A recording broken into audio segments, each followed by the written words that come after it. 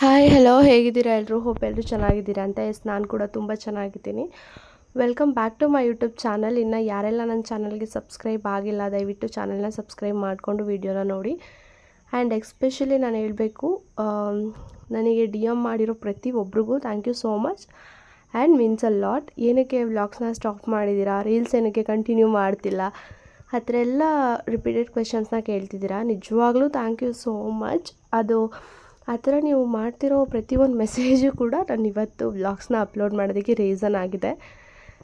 ನನಗೂ ಈ ಥರ ಇದೊಂದು ಏನು ಹೇಳ್ತಾರೆ ಪ್ರಾಮುಖ್ಯತೆನ ವ್ಯೂವರ್ಸ್ ಕೊಡ್ತಾರೆ ಅಂತ ನಾನು ಎಕ್ಸ್ಪೆಕ್ಟೇ ಮಾಡಿರಲಿಲ್ಲ. Thank you so much. ಅಂದರೆ ರೀಸನ್ ಅಂತ ಮೇನ್ ರೀಸನ್ ಏನಿಲ್ಲ, ವ್ಲಾಗ್ಸ್ ಅಪ್ಲೋಡ್ ಮಾಡೋದಕ್ಕಾಗಿರ್ಬೋದು, ರೀಲ್ಸ್ ಮಾಡದೇ ಇರೋದಕ್ಕಾಗಿರ್ಬೋದು. ರೀಸನ್ಸ್ ಇಷ್ಟೇ, ನನಗೆ ಸ್ವಲ್ಪ ಟೈಮ್ ಸಿಕ್ಕಿರಲಿಲ್ಲ. ಹಾಗಾಗಿ ಸ್ವಲ್ಪ ಬ್ರೇಕ್ ತಗೊಂಡು ಸ್ಟಾರ್ಟ್ ಮಾಡೋಣ ಅಂತ ನಾನೇ ಸೈಲೆಂಟ್ ಆಗಿದ್ದೆ ಅಷ್ಟೇ. ಬಟ್ ಇಷ್ಟು ಅಬ್ಸರ್ವ್ ಮಾಡ್ತೀರ ನನ್ನನ್ನು ಅಂತ ನಾನು ಅಂದ್ಕೊಂಡಿರಲಿಲ್ಲ. And thank you. ಈ ವ್ಲಾಗಲ್ಲಿ ಏನಪ್ಪ ಇರುತ್ತೆ ಅಂದರೆ, ಒಂದು ಪ್ರಮೋಷನ್ ಇತ್ತು, ಅದು ವ್ಲಾಗ್ ಮಾಡಬೇಕು ಅಂತ ನಾನು ಕ್ಲಿಪ್ಪಿಂಗ್ಸ್ ತೊಗೊಂಡಿದ್ದೆ. ಬಟ್ ಆ್ಯಡ್ ಮಾಡೋದಕ್ಕೆ ನನಗೆ ಎಡಿಟಿಂಗ್ ಮಾಡೋದಕ್ಕೆ ನಂಗೆ ಟೈಮ್ ಇರಲಿಲ್ಲ. ಸೊ ಹಾಗಾಗಿ ಪೆಂಡಿಂಗ್ ಇಟ್ಟಿದ್ದೆ. ಇವಾಗ ಕಾರಣಾಂತರಗಳಿಂದ ನಿಮ್ಮ ಅಷ್ಟು ಕ್ವೆಶನ್ಸ್ಗಳಿಗೋಸ್ಕರ ಬ್ಯಾಕ್ ತೊಗೊಳೋದಕ್ಕೋಸ್ಕರ ಈ ವ್ಲಾಗ್ನ ಅಪ್ಲೋಡ್ ಮಾಡ್ತಾಯಿದ್ದೀನಿ ನಾನು. ಆ್ಯಂಡ್ ತುಂಬ ಮಳೆ ಇರೋ ಕಾರಣದಿಂದಾಗಿ ನನ್ನ ಮಗನಿಗೆ ಅವತ್ತು ಕಂಟಿನ್ಯೂಸ್ ಆಗಿ 3 days ಲೀವ್ ಅನೌನ್ಸ್ಮೆಂಟ್ ಮಾಡಿದರು. ಸೊ ನನಗೆ ಪ್ರಮೋಷನ್ ಇದೆ ಅಂತ ಕಾಲ್ ಬಂದಿದ್ದ ಅದೇ ಟೈಮಲ್ಲಿ ಕಾಲ್ ಬಂದಿತ್ತು. ಸೊ ಒಪ್ಕೊಬಿಟ್ಟಿದ್ದೆ ನಾನು. 2 days ನಾನು ಅದನ್ನು ಬೇಡ ಅಂತ ಕ್ಯಾನ್ಸಲ್ ಮಾಡಿಕೊಂಡೆ. ಬಟ್ 3rd ಡೇಸಲ್ಲಿ ಏನಾಯಿತು, ಹೋಗಲೇಬೇಕಿತ್ತು. ಸೊ ನನ್ನ ಮಗನ ಹೇಗೆ ಒಬ್ಬನೇ ಬಿಟ್ಟು ಹೋಗೋದಕ್ಕಾಗತ್ತೆ ಅಂತ ಹೇಳಿ ಅವನು ಕೂಡ ನನ್ನ ಜೊತೆಲೇ ಕರ್ಕೊಂಡೋಗಿದ್ದು. ಅಂದರೆ ನಿಯರ್ ಇತ್ತು, KR ನಗರಲ್ಲಿ ನನಗೆ ಶೂಟ್ ಇತ್ತು. ಸೊ ನನ್ನ ಮಗನ ಜೊತೆ ಜರ್ನಿ ಹೇಗಿರುತ್ತೆ ಅಂದರೆ ತುಂಬ ಕಂಫರ್ಟ್ ಫೀಲ್ ಇರುತ್ತೆ. ನನ್ನ ಮಗನ ಜೊತೆ ನಾನು ಸಿಂಗಲ್ಲಾಗಿ ಜರ್ನಿ ಮಾಡಬೇಕಾದ್ರೆ ಅಲ್ಲೆಲ್ಲ ನಾನು ಶೂಟ್ ಸ್ಪಾಟಿಗೆ ಹೋದೆ. ಅವನು ಆಲ್ಮೋಸ್ಟ್ ಏನೂ ಹಠ ಮಾಡಿಲ್ಲ. ಅಲ್ಲೊಂದು ಕಡೆ ಏನೋ ಸ್ಲಿಪ್ಪರ್ ಸೆಕ್ಷನ್ ಇತ್ತು. ಸೊ ಅಲ್ಲಿ ಮಾತ್ರ ನನಗೆ ಕೊಡಿಸು ಅಂತ ಕೇಳ್ತಿದ್ದ. ಬಟ್ ನಾನು ಕೊಡಿಸಿಲ್ಲ, ಕರ್ಕೊಬಂದ್ಬಿಟ್ಟೆ. ಆ್ಯಂಡ್ ಅಲ್ಲಿಗೆ ಬಂದು ಸ್ವಲ್ಪ ಮನೆಗೆ ತರಕಾರಿ ಬೇಕಿತ್ತು. ಯಾಕೆ ಅಂದರೆ ನಾನು ಮತ್ತೆ ಪ್ರಿಯಾವರ್ಡ್ನ ಹೋಗಿ ಅಲ್ಲಿ ತೊಗೊಂಡು ಹೋಗ್ಬೇಕಲ್ಲ. ಹೆಂಗಿದ್ರು ಇಲ್ಲಿ ಇನ್ನೂ ಸಿಕ್ಕಾಪಟ್ಟೆ ಟೈಮ್ ಇತ್ತು. 1 hour ಅಥವಾ 1.5 hours ಶೂಟ್ ಮುಗೀತು. ಸೊ ಇಲ್ಲಿ ಸ್ವಲ್ಪ ತೊಗೊಂಡು, ಆಮೇಲೆ ನನ್ನ ಮಗ ಕೂಡ ಜಾಕ್ ಫ್ರೂಟ್ ಅಂದರೆ ಅವನಿಗೆ ಸಿಕ್ಕಾಪಟ್ಟೆ ಇಷ್ಟ. ಸೊ ಅದನ್ನು ಕೊಡಿಸು ಮಮ್ಮಿ ಅಂತ ಕೇಳ್ತಿದ್ದ. ಅದನ್ನು ಪರ್ಚೇಸ್ ಮಾಡಿಕೊಂಡು ಜೊತೆಯಲ್ಲಿ ಹೊರಟ್ವಿ.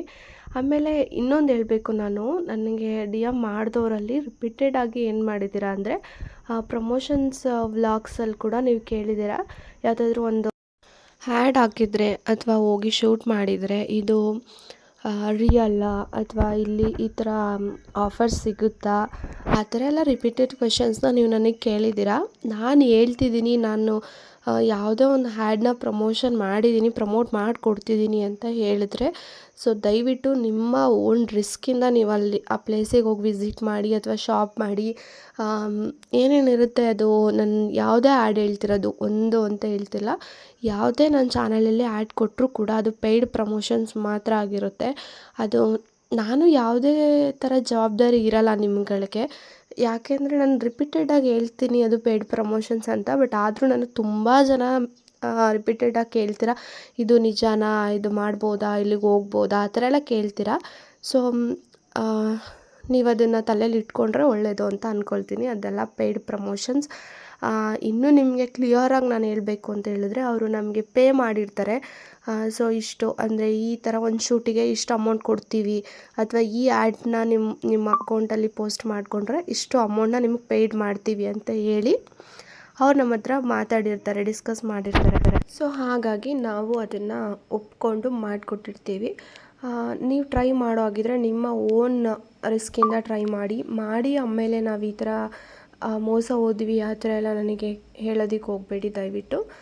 ಮೊದಲೇ ಹೇಳಿರ್ತೀನಿ, ಇದು ಯಾವುದೇ ಆ್ಯಡ್ಸ್ ಆಗಿರ್ಬೋದು, ಯಾವುದೇ ಸ್ಟೋರ್ದು ರಿವ್ಯೂ ಆಗಿರ್ಬೋದು, ಎಲ್ಲ ಕೂಡ ಪೇಯ್ಡ್ ಪ್ರಮೋಷನಿಂದ ಮಾತ್ರ ನಮ್ಮ ಪೇಜಲ್ಲಿ ನಾವು ಅಪ್ಲೋಡ್ ಮಾಡ್ತಿರ್ತೀವಿ. ಸೊ ಇಷ್ಟು ಹೇಳಬೇಕಿತ್ತು. ನನಗೆ ತುಂಬ ಇದ್ರ ಬಗ್ಗೆನೇ ನಾನು ನಿಮಗೆ ಎಷ್ಟು ಜನಕ್ಕೆ ಅಂತ ನಾನು ಮೆಸೇಜಲ್ಲಿ ರಿಪ್ಲೈ ಮಾಡಲಿ, ಹಾಗಾಗಿ ಇದೊಂದು ವ್ಲಾಗ್ ಮುಖಾಂತರ ಹೇಳೋಣ ಅಂತ ಹೇಳ್ತಾ ಇದ್ದೀನಿ ಅಷ್ಟೇ. ಸೊ ಅಲ್ಲಿ ನಾನು ಹೇಳಿದ್ನಲ್ವ ಶೂಟ್ ಇತ್ತು ಅಂತ, ಸೊ ಅದನ್ನು ಮುಗಿಸಿ ಅಲ್ಲೇ ರಿಲಯನ್ಸ್ ಟ್ರೆಂಡ್ಸಲ್ಲಿ ಏನೋ ಆಫರ್ಸ್ ಇತ್ತು. ಸೊ ಒಂದು ಸಲ ಹೋಗೋಣ ಅಂತ ಅಂದ್ಬಿಟ್ಟು ನಾನು ಮತ್ತು ನನ್ನ ಮಗ ಹೋದ್ವಿ. ಬಟ್ ನನ್ನ ಹತ್ರ ಆಲ್ರೆಡಿ ಇರೋದ್ರಿಂದ ನಾನು ಯಾವುದನ್ನು ಪರ್ಚೇಸ್ ಮಾಡೋದಕ್ಕೆ ಹೋಗಿಲ್ಲ. ಬಟ್ ನನ್ನ ಮಗನಿಗೆ ಒಂದು ಟೀ ಶರ್ಟ್ ತುಂಬ ಇಷ್ಟ ಆಯಿತು. ಬಟ್ ಅದರಲ್ಲಿ ಸೈಜಸ್ ಸಿಕ್ಕಿಲ್ಲ ನಮಗೆ, ಸೊ ಹಾಗಾಗಿ ತೊಗೊಂಡಿಲ್ಲ. ಅವನು ಇದನ್ನು ಕೊಡಿಸು ಮಮ್ಮಿ, ಇದನ್ನು ಕೊಡಿಸು ಅಂತ ಕೇಳ್ತಿದ್ದ. ಬಟ್ ನಾನು ಅಲ್ಲಿ ಸರ್ಚ್ ಎಲ್ಲ ಮಾಡಿಸ್ದೆ, ಬಟ್ ಅನ್ಫಾರ್ಚುನೇಟ್ಲಿ ನಮಗೆ ಅಲ್ಲಿ ಸೈಜಸ್ ಸಿಕ್ಕಿಲ್ಲ. ಅವ್ನು ಸಮಾಧಾನ ಆಗೋದು ತುಂಬ ಕಷ್ಟ ಆ ಥರ ವಿಷಯದಲ್ಲಿ. ಅವ್ನು ಇಷ್ಟಪಟ್ಟಿದ್ದು ಬೇಕೇ ಬೇಕು ಅವನಿಗೆ. ಬಟ್ ಅವನಿಗೆ ಹೇಳ್ದೆ ಸೈಜ್ ಇಲ್ಲ ಮಗನೇ, ನೆಕ್ಸ್ಟ್ ಟೈಮ್ ತೊಗೊಳ್ಳೋಣ ಅಥವಾ ಪಿರಿಯಾಪಟ್ಟಣ ಟ್ರೆಂಡ್ಸಲ್ಲಿ ನೋಡೋಣ ನಡಿ ಅಂತ ಹೇಳ್ತಿದ್ದೆ. ಬಟ್ ಅವನು ಅಷ್ಟಕ್ಕೇ ಫುಲ್ ಕೂತ್ಕೊಂಡೆಲ್ಲ ನನ್ನ ಜೊತೆ ಜಗಳ ಮಾಡ್ಕೊಂಡು ಬಂದ. ಆ್ಯಂಡ್ ನನ್ನ ಸಿಸ್ಟರ್ ಮತ್ತು ಮಗಳು ಮೈಸೂರಿಗೆ ಹೋಗಿದ್ರು. ಸೊ ನನ್ನ ಶೂಟ್ ಇದ್ದಿದ್ದ ದಿನ ಅವರು ರಿಟರ್ನ್ ಬರ್ತಿದ್ರು, ಒಟ್ಟಿಗೆ ಹೋಗೋಣ ಅಂತ ಹೇಳಿ ನಾನು ಟ್ರೆಂಡ್ಸಿಗೆ ಹೋಗಿದ್ದೆ ಅಲ್ವಾ. ಸೊ ಅಲ್ಲಿಂದ ಬಂದು ಬಸ್ ಸ್ಟ್ಯಾಂಡಿಗೆ ನಾನು ಬಂದೆ, ಅಷ್ಟರಲ್ಲಿ ಅವರು ಕೂಡ ಬಂದರು. ನಾವು ಏನಾದರೂ ಲೈಟಾಗಿ ಏನಾದರೂ ತಿನ್ಕೊಂಡು ಹೋಗೋಣ ಸ್ನ್ಯಾಕ್ಸ್ ಹತ್ರ ಅಂತ ಹೇಳಿ ಹೋದ್ವಿ. ಸೊ ಈ ಒಂದು ವ್ಲಾಗ್ನ ಇಲ್ಲಿಗೆ ಎಂಡ್ ಮಾಡ್ತಿದ್ದೀನಿ. ಮತ್ತೆ ಒಂದು ಹೊಸ ವೀಡಿಯೋ ಜೊತೆ ನಾನು ನಿಮಗೆ ಸಿಗ್ತೀನಿ. ಆ್ಯಂಡ್ ಅಲ್ಲಿವರೆಗೂ ಮೀನ್ಸ್ ಅ ಲಾಟ್ ಕಂಡ್ರೋ. Thank you so much. ಯಾರೆಲ್ಲ ನನ್ನ ವೀಡಿಯೋನ, ನನ್ನ ವಾಯ್ಸ್ನ, ಎಸ್ಪೆಷಲಿ ನನ್ನ ವಾಯ್ಸ್ನ ಮಿಸ್ ಮಾಡ್ಕೊಂಡ್ರಿ ಅವರಿಗೆಲ್ಲ ಥ್ಯಾಂಕ್ ಯು ಸೋ ಮಚ್. ಮತ್ತು ನಿಮಗೆ ನೆಕ್ಸ್ಟ್ ವ್ಲಾಗಲ್ಲಿ ಇದೇ ವಾಯ್ಸ್ ಇರುತ್ತೆ. Thank you so much. Hope ಎಲ್ಲರೂ ಇಷ್ಟಪಟ್ಟಿದ್ದೀರಾ ಈ ವಿಡಿಯೋನ ಅಂತ ಅಂದ್ಕೊಳ್ತೀನಿ. ಪ್ಲೀಸ್ ಸಬ್ಸ್ಕ್ರೈಬ್ ಮಾಡಿಕೊಂಡು ವಿಡಿಯೋನ ನೋಡಿ ಅಂತ ಹೇಳ್ತಾ ವ್ಲಾಗ್ನ ಎಂಡ್ ಮಾಡ್ತಾಯಿದ್ದೀನಿ. Thank you.